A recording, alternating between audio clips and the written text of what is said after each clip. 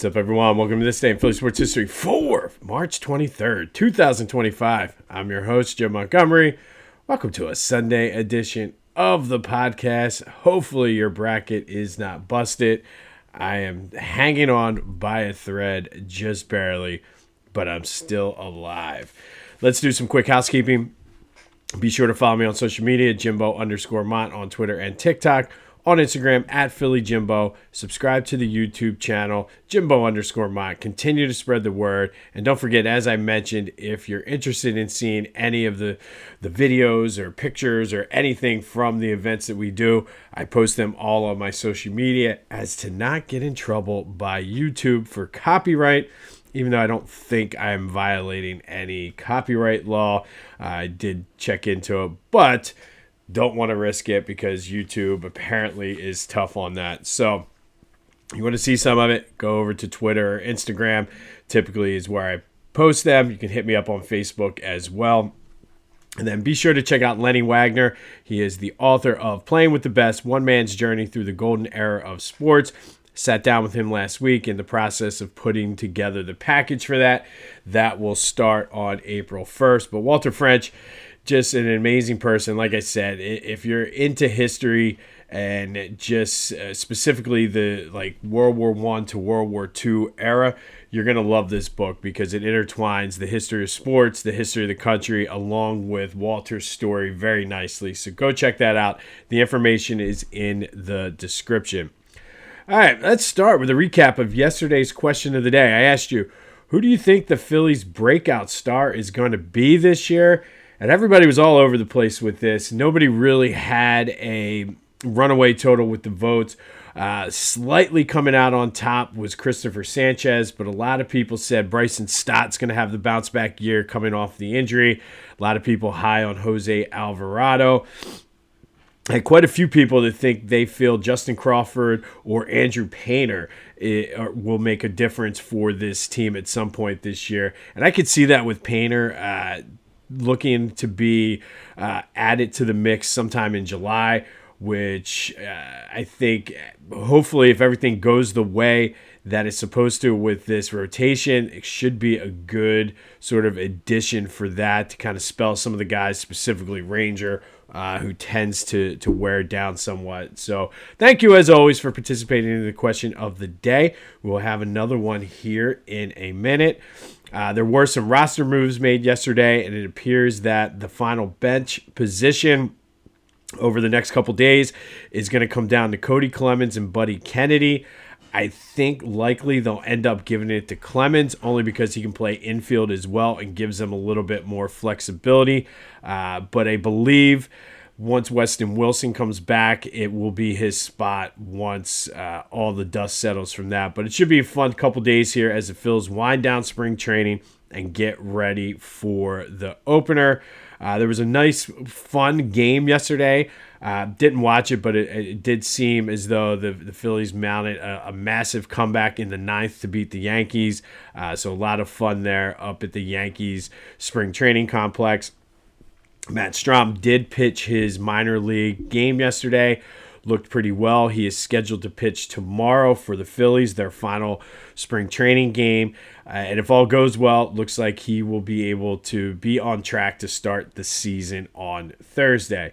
But that does lead to today's question of the day. And with opening day, it's a different vibe than most of the other sports. Like Eagles opening day is always big, but at the same time, it's sort of just one of 18 or 17 Sundays, whatever it is, hopefully more if they go on a playoff run. But there's something different about opening day. So my question to you, do you have any traditions that you do on opening day? 267-495-8531. That'll get you in. What's your spring training or opening day traditions?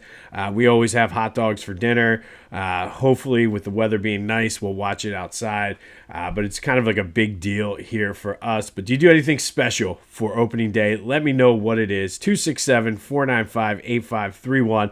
That'll get you into the Back to the Future voice and text line.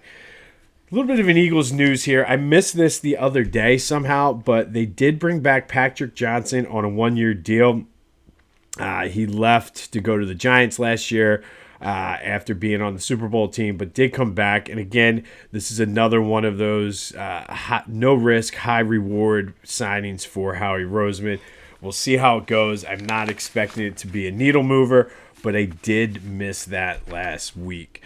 All right, Flyers fell to the Capitals yesterday 3-2. Got down early, did come back, but were not able to complete it. They still remain tied for that 5th spot in the NHL lottery, and they're right back at it this afternoon out in Chicago. We'll see what happens, but again, here we are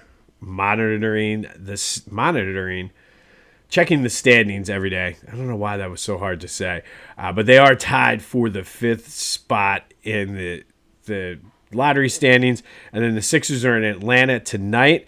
They are currently a half a game behind the Nets, who lost yesterday, for the 5th spot, and a game up on the Raptors for the 6th spot. So really, they're right where they need to be with how they go. Hopefully they can go down and be competitive, but still come out on the losing end in Atlanta.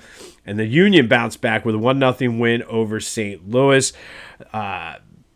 Just a windy day made it tough for anybody to get anything going down in Chester. But the good news is the regulars will be back in time for this Saturday's game against Miami and Lionel Messi. Looking forward to tuning into that game as the Union sit atop the East standings for the MLS. Miami is 2 points back of them, so it should be a deep. Like, if you're ever going to watch a soccer game or soccer match, this would be the one to watch on Saturday night.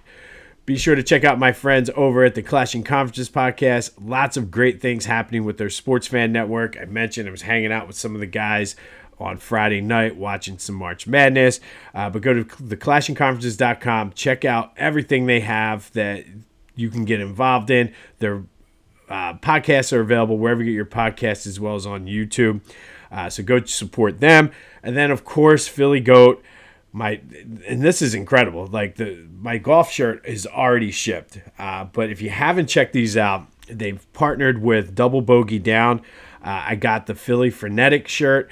Looking forward to wearing that for a golf trip I have coming up in a couple weeks. But be sure to go check them out. PhillyGoat.com. They got the golf shirts, but everything else you can imagine. The slides for the pool, the canvas loafers, which are, again, super comfortable. I'm still wearing mine from last year, and I wore the hell out of them, and they still are comfortable. So go to Philly Goat, use the promo code Jim Montgomery to take 10% off your order. That's PhillyGoat.com, promo code Jim Montgomery to take 10% off of your order. All right, today, before we get into today's, I did have to mention, in honor of March Madness, it is also Women's History Month. On this day in 1974, the Immaculata Mighty Macs beat Mississippi College 68-53 to win their 3rd straight AIAW title. They made the movie about them. Little Immaculata College they were the queens of women's college basketball in the mid-70s, winning their 3rd straight title on this day in 1974. So shout out to them. Wanted to make sure I mentioned that. But today, we're going to go back to 1979, and this was a bizarre day in Sixers history. So let me give you the backstory here. Back in November of that previous season in 1978, the Sixers beat the Nets 137-133 in double overtime, or so they thought. The Nets protested the game due to the referees assessing too many technical fouls and giving the Sixers too many technical free throws during a huge blow-up between Bernard King, the refs, and the Nets coach. So they took it to the commissioner and actually won their protest. So, in what is not, probably wouldn't see something like this today, they did a little bit of a double header down at the Spectrum. So they replayed the game starting with 5:50 left in the third when those techs were assessed. So it was completed on this day. The Sixers won that game still, again, 123-117. And then they played the originally scheduled game against the Nets, also winning that game 110-98. Now, that's not even the bizarre part of it. The fact that they played a game and a half, that's fine. But what is more bizarre is in between when that original game was played and the redo, the Sixers and Nets made a trade.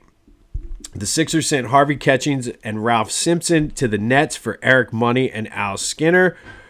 Money, Simpson, and Catchings played for both teams in the same game because of the quirk. So they were on their former teams during the first game, and then due to the redo, they ended up playing and showed up in the box score for both teams in the same game. But it was Eric Money who scored for both teams in the same game. Only time that this has happened in NBA history. At the time, it was the first time it had ever happened in professional sports history where a player played for both teams in the same game. You might remember last season, Danny Jansen did it with the Red Sox and the Blue Jays after a suspended game for rain, got traded and ended up playing, but didn't really show up he played in both games, but didn't show up in the box score. Eric Money scored for both teams in this game. Insane. Absolutely insane. Bizarre day. Probably something that we'll never see again. But on this day, back in 1979, the Sixers beat the Nets twice, kind of. If you really, even though the original scheduled start was in November, Eric Money played for both teams in the game. Only time in professional sports a player has played for both teams in the same game and has shown up on the stat sheet. You follow all that? Because there will be a quiz. And then finally today, our Big Five Women's Hall of Fame Spotlight. We're going to spotlight Lynn Tighe from Villanova. She played there from 1983 to 1987. She was a point guard and a 3-year starter for the Wildcats. Still ranked second all-time in their assist leader. Two-time Big East champion, which meant 2 NCAA tournaments. She was inducted into the Nova Varsity Club Hall of Fame and the Big Five Hall of Fame in 1998. After she graduated, she did help and was an assistant coach under Harry Perretta at Villanova. Worked her way up through the rankings and became the senior associate athletic director, the chief athletics administration officer, and served on the NCAA women's basketball committee. So she dedicated her life to the Villanova Wildcats. But Lynn Tighe, today's Women's Big Five Hall of Fame spotlight from the Villanova Wildcats, 2-time Big East champion and a Hall of Famer all around. On this day, back in 1979, Sixers beat the Nets in a game that was restarted from a game in November due to the Nets protesting successfully. Eric Money scored for both teams in the game. And then, of course, the Sixers won their regularly scheduled game against the Nets. So they went 2-0 against the Nets on this day in 1979. 1974 on this day, Immaculata, the Mighty Macs won their third straight AIAW championship. We will have more on the Flyers and Sixers tomorrow, as well as any updates on the final bench spot for the Phillies. But be sure to let me know if you have any opening day traditions or make it a big deal or do anything fun for opening day. Like I said, we do hot dogs, sit down, watch the game, have a little catch in between innings and things like that. So kind of play it up a little bit. But let me know, are we crazy? Do you do anything? Let me know. This has been This Day in Philly Sports History for March 23rd, 2025. My name's Jim Montgomery. Go ahead and enjoy your Sunday. And until next time, I'll see you when I see you.